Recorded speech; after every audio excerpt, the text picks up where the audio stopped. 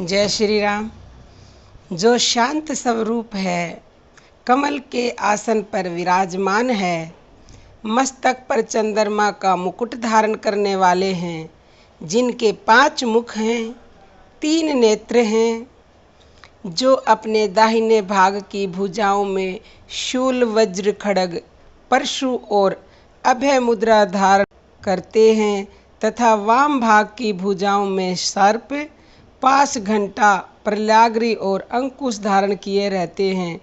उन विभिन्न प्रकार के अलंकारों से सुसज्जित एवं स्फटिक मणि के समान श्वेत वर्ण भगवान पार्वती के पति को मैं नमस्कार करती हूँ। आप शुरू में समझ ही गए होंगे मैं किसकी बात कर रही हूँ, क्योंकि जिनके 3 नेत्र हैं वो कौन है? वो तो स्वयं भोलेनाथ हैं।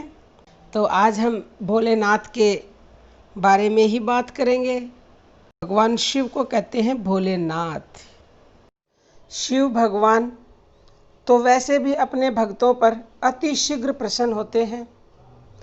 तो आज जो मैं आपके साथ ये बातें जो मैं शेयर करने जा रही हूँ, आप इनके रहस्य को समझ लेंगे और इन बातों को अच्छे से इनके अर्थ को समझ लेंगे और शिव का क्या मतलब होता है, शंकर का क्या मतलब होता है और शिव तत्व क्या है और शिव तत्व को किस प्रकार आप जान पाएंगे।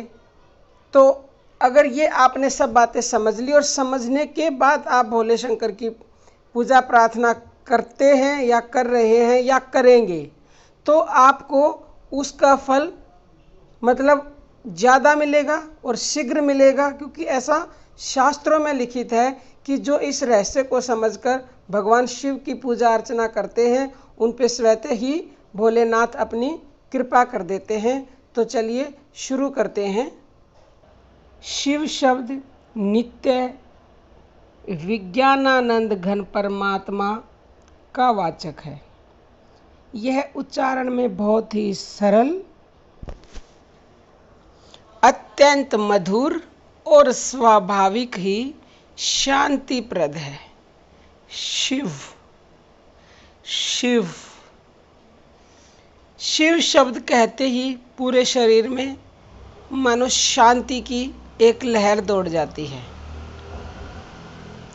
शिव शब्द की उत्पत्ति वशकांतो धातु से हुई है, जिसका तात्पर्य यह है कि जिसको सब चाहते हैं उसका नाम शिव है। सब चाहते हैं अखंड आनंद को, इसलिए शिव शब्द का अर्थ हुआ आनंद। और जहाँ आनंद है वहीं शांति है और परम आनंद को ही परम मंगल और परम कल्याण कहते हैं। इसलिए शिव शब्द का अर्थ परम मंगल, परम कल्याण ही समझना चाहिए। इस आनंददाता परम कल्याण रूप शिव को ही शंकर कहते हैं। शं आनंद को कहते हैं और कर से करने वाला समझा जाता है, इसलिए जो आनंद करता है वही शंकर है। देखो कितना बढ़िया शब्द है, आनंद को करने वाला शंकर।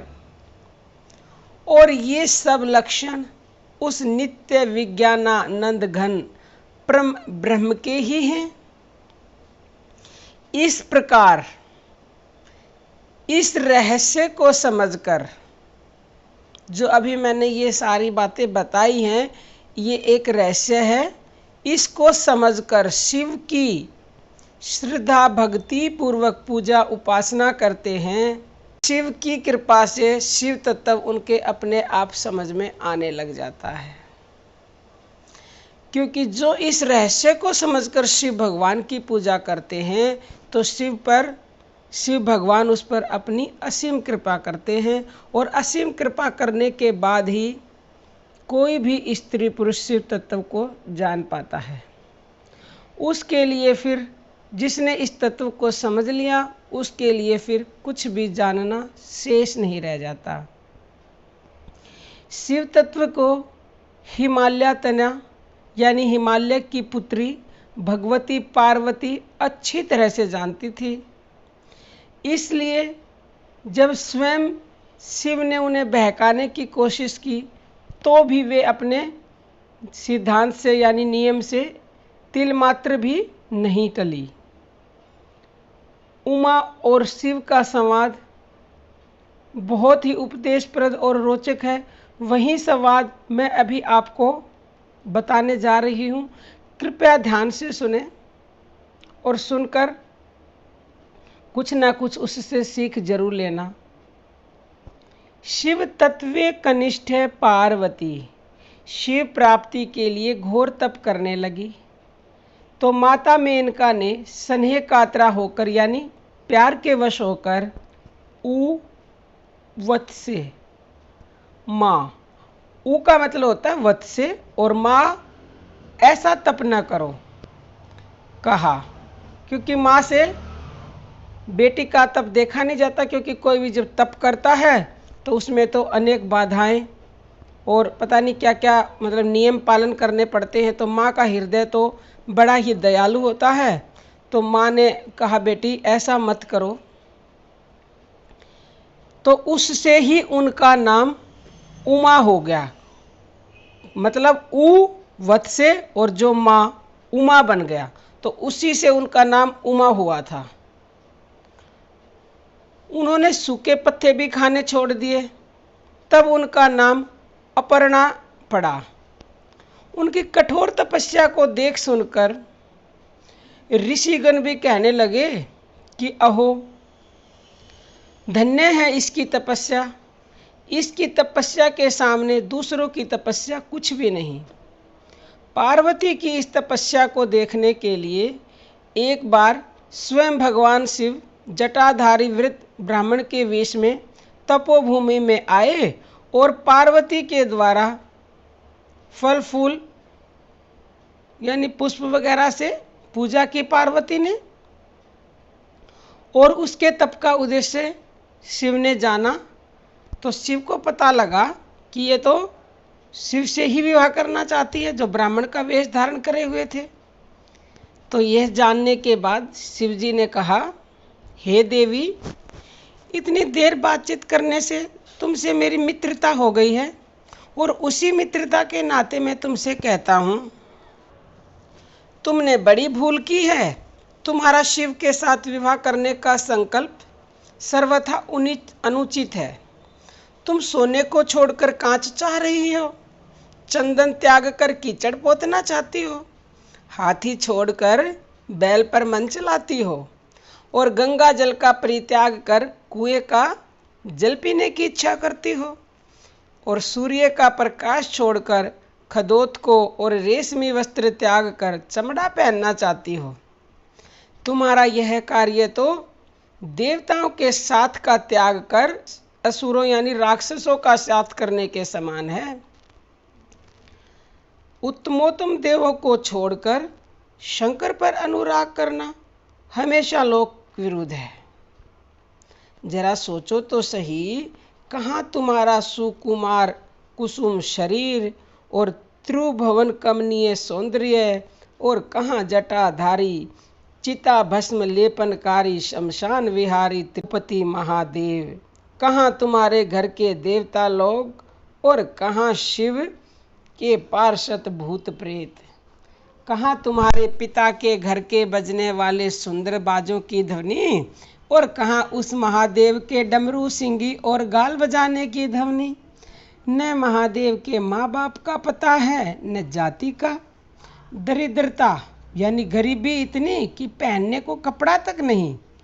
दिगंबर रहते हैं, बैल की सवारी करते हैं और बाघ का चमड़ा ओढ़े रहते हैं। न उनमें विद्या है और न ही सोचाचार ही है। सदा अकेले रहने वाले उत्कट विरागी मुंडमालाधारी महादेव के साथ रहकर तुम क्या सुख पाओगी। पार्वती से और अधिक शिव की निंदा नहीं सही गई।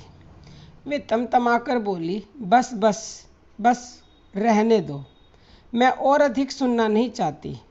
मालूम होता है तुम शिव के संबंध में कुछ भी नहीं जानते, इसी से यूं मिथ्या यानी इसीलिए तुम ये सब झूठी बातें बना रहे हो। तुम किसी धूर्त ब्रह्मचारी के रूप में यहाँ आए हो शिव वस्तुतः निर्गुण है, करुणावश ही वे सगुण होते हैं। उन सगुण और निर्गुण उभयात्मक शिव की जाति कहाँ से होगी? जो सबके आदि हैं उनके माता पिता कौन होंगे? यानी वो सृष्टि के रचयिता हैं, तो उनके माता पिता कौन होंगे? और उनकी उम्र का ही क्या परिमाण बांधा जा सकता है? सृष्टि उनसे उत्पन्न होती है, अतः उनकी शक्ति का पता कौन लगा सकता है? वहीं अनादि, अंत, अनंत, नित्य, निर्विकार, अज, अविनाशी, सर्वशक्तिमान, सर्वगुणाधार, सर्वज्ञ, सर्वोपरि सनातन देव हैं। तुम कहते हो महादेव विद्याहीन है। अरे ये सारी विद्याएं आई कहाँ से हैं? वेद जिनके निश्वास हैं उन्हें तुम विद्याहीन कहते हो? छी छी। तुम मुझे शिव को छोड़कर किसी अन्य देवता का वर्ण करने को कहते हो? अरे इन देवताओं को जिन्हें तुम बड़ा समझते हो, देवत्व प्राप्ति कहाँ से हुआ? यह उन भोलेनाथ की ही कृपा का तो फल है। इंद्राणी देवगण तो उनके दरवाजे पर ही स्तुति प्रार्थना करते रहते हैं और बिना उनके गुणों की आज्ञा के अंदर घुसने का साहस नहीं कर सकते। तुम उन्हें अमंगल वेश कहते हो। अरे उनका शिव, यह मंगलमय नाम जिनके मुख में निरंतर रहता है, उनके दर्शन मात्र से सारी अपवित्र वस्तुएं भी पवित्र हो जाती हैं। फिर भला स्वयं उनकी तो बात ही क्या है? जिस चिता भस्म की तुम निंदा करते हो, नृत्य के अंत में जब उनके अंगों से वह जड़ती है, उस समय देवतागण उसे अपने मस्तकों पर धारण करने को लालायित होते हैं। बस मैंने समझ लिया, तुम उनके तत्व को बिल्कुल नहीं जानते। जो मनुष्य इस प्रकार उनके दुर्गम तत्व को बिना जाने उनकी निंदा करते हैं, उनके जन्म जन्मों से संचित यानी इकट्ठे किए हुए पुण्य भी खत्म हो जाते हैं। तुम जैसे शिव निंदक का सत्कार करने से भी पाप लगता है। शिव निंदक को तो देखकर भी मनुष्य को शैचैल स्नान करना चाहिए। शैचैल स्नान मतलब जब जैसे ग्रहण होता है तो ग्रहण के बाद आदमी, मनुष्य, औरत जो भी हैं उन सबको स्नान करना पड़ता है। ऐसा कहा जाता है कि अशुद्ध हो गए। अपने शरीर को शुद्ध करने के लिए जिस प्रकार ग्रहण के बाद स्नान किया जाता है, उसी प्रकार जो शिव की बुराई करता है उसको भी देखकर मनुष्य को स्नान करना चाहिए, तभी वह शुद्ध होता है। बस अब मैं यहाँ से जाती हूँ। कहीं ऐसा ना हो कि यह दुष्ट फिर से शिव की निंदा प्रारंभ कर मेरे कानों को अपवित्र करे। शिव की निंदा करने वाले को तो पाप लगता ही है, उसे सुनने वाला भी पाप का भागी होता है। यह कहकर उमा वहाँ से चल दी। जो ही वे वहाँ से जाने लगी, वटु वेशधारी शंकर ने उन्हें रोक लिया। वे अधिक देर तक पार्वती से छिपे न रह सके। पार्वती जिस रूप का मतलब ध्यान करती थी, उसी रूप में उनके सामने प्रकट हो गए और बोले, मैं तुम पर प्रसन्न हूँ, वर मांगो। पार्वती की इच्छा पूर्ण हुई। उन्हें साक्षात शिव के दर्शन हुए। दर्शन ही नहीं, कुछ ही समय बाद शिव ने पार्वती का पाणी ग्रहण कर लिया, यानी उनसे विवाह कर लिया।